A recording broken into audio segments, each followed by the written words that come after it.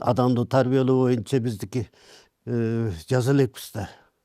Жаш адамды кантип тарбиялат, кантип адам болуш керек, кандайча жолдор менен басып өтүш керек дегенди биз жаза элекпиз. Айрыкча муну педагогдор, жазуучулар, агартуучулар ушундай бир эмгичилер жазыш керек. Бул айрыкча бул түшүнүк мынау индустарда мыкты. Индиянын философиялык агартуучулук багытында.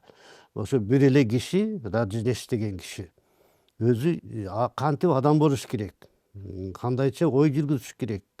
Канткенде сен мындай бир баардык багытта бир интеллектуалдуу киши болуп чыгасың. Ошону эметип 280 китеп жазган киши бар. Раджнеш Ошо деген. Азыр Ошо деп биздин китепканаларда толук көп чыгып атышат ушул китептер. Бизде мына ушул багытта биз бала уну тарбиялабыз дейбиз. Ошо биздин улуттук баягы акылмандыктын негизинде агартуучулук багытта ушул китепти жазыш барс. Тарыхка кызыктым. Анын элге керектүү бир нерсе берейин деп өзүнүн чыгармаларынан көрө мынабу тарыхка кызыгып, философияга кызыгып, салтка кызыгып, элдин мындай бир рухий дүйнөсүнө, маданиятына кызыккан нерселер көбөйүп атат дүйнөдө.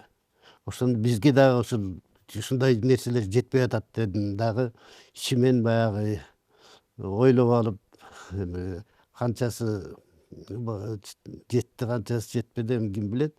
Ошол багытта иштедим, агартуучулук багытта. Жана түзүүчү катары тарыхый нерселерди жазып, эссе жазып, анан өзүм дагы саякатты кыдырып, чет өлкөлөрдөн көргөн нерселерди бир эл журтка айтып калсам ушу керектүү нерселерди деп ушундай багытта эметтим. Айрыкча эми бул маданият, руханий маданият жөнүндө көбүрөөк ушундай бир кызыгып, ошону элге жеткирүү максатында эметип кеттим. Себеби бул азыр материальный маданият менен руханий маданият деген менен эл көбүбүз биздики көбүрөөк материальный маданиятка кызыгып кетпедикпи кийинчерээк. Бул багытта биздин иштей турган нерселерибиз көп. Руханий маданият багытта. Бул чоң нерсе.